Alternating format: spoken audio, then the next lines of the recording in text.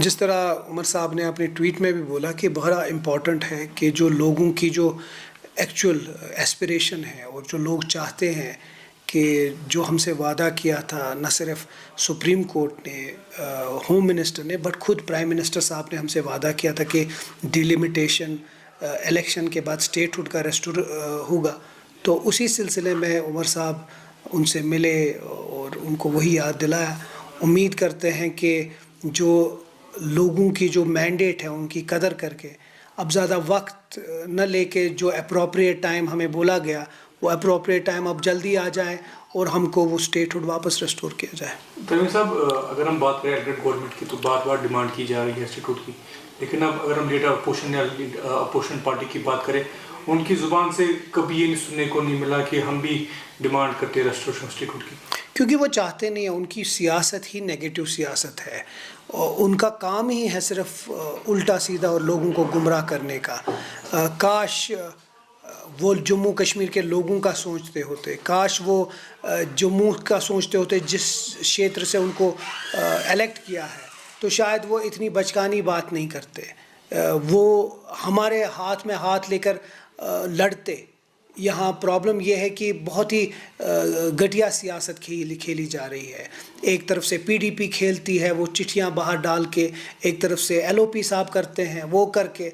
But ठीक है, वो करें। हमने लोगों का मैंडेट लिया है, हम उम्मीद करते हैं कि उस मैंडेट की कदर करके हमें स्टेटहुड मिले।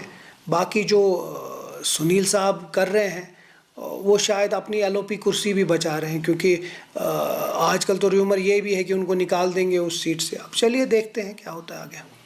तमीम साहब, अगले हफ्ते से जो है मुहर्रम शुरू हो रहा है, किस तरह की तैयारियां? और आज बड़ी खबर ये भी है कि शायद फर्स्ट टाइम होगा हिस्ट्री में कि मुहर्रम के टाइम पे ये अनाउंस किया गया है स्कूल्स को कि वो एग्जामिनेशन जो है इन 23 जून से 17 जून तक कंडक्ट ना करें।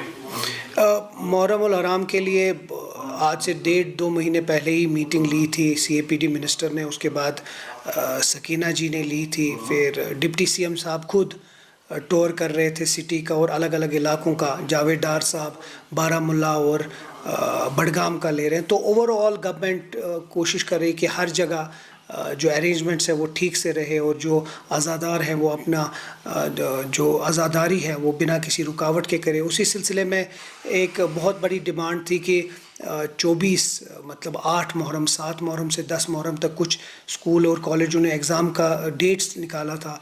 तो उनको लोगों के सेंटिमेंट्स को मद्देनज़र रख के सकीना जी ने उसको अब कहा है कि उनको आप 27 के बाद ही करें। एक अच्छी बात है। उसके अलावा सब ने रिव्यू मीटिंग ली है। अब इंशाल्लाह चीफ मिनिस्टर साहब खुद लेंगे और देखेंगे कि कहाँ कहाँ क्या क्या करना है। मकसद यही है कि जो मुसलमान आज़ादारी करते हैं उनमें आज़ादारी में कोई रुकावट ना आए और वही चीज़ करेंगे। अगर आपका सपना भी गवर्नमेंट जॉब पाने का है लेकिन बड़ी बड़ी फीस बन रही है परेशानी, तो मायूस होने की ज़रूरत नहीं है। मेहनत और सही गाइडेंस से ही हर सपना पूरा किया जा सकता है। जम्मू कश्मीर और लद्दाख का भरोसेमंद और जाना माना कोचिंग इंस्टीट्यूट कैरियर अड्डा पिछले 10 सालों से हजारों बच्चों को एसएससी, जेकेएसएसबी, बैंकिंग, डिफेंस और दूसरी गवर्नमेंट जॉब्स की शानदार तैयारी करवा रहा है। सबसे खास बात यह है कि यहाँ बच्चों को बेहतरीन गाइडेंस के साथ ऐसी तैयारी करवाई जाती है जिससे उनका सिलेक्शन आसान हो सके, वो भी बिना किसी ट्यूशन फीस के। यानी यहाँ आपको मिलेगी फ्री कोचिंग। कैरियर अड्डा में सिर्फ क्लासेस ही नहीं बल्कि हर एग्जाम को क्रैक करने के लिए शानदार मॉक टेस्ट सीरीज भी उपलब्ध करवाई जा रही हैं, जो बच्चों की तैयारी को और मजबूत बनाती हैं। जो बच्चे सेल्फ स्टडी कर रहे हैं वो भी इस सुविधा का फायदा उठा सकते हैं।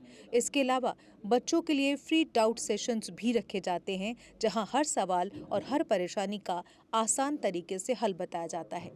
कैरियर अड्डा की मेहनत और बेहतरीन टीचिंग का नतीजा है कि आज 3500 से ज्यादा बच्चे किसी न किसी सरकारी नौकरी में अपनी खिदमत अंजाम दे रहे हैं। अगर आपका भी सपना 2026-27 में गवर्नमेंट जॉब हासिल करने का है तो देर किस बात की। आज ही जुड़िए कैरियर अड्डा इंस्टीट्यूट के साथ और अपने सुनहरे मुस्तकबिल की शुरुआत कीजिए।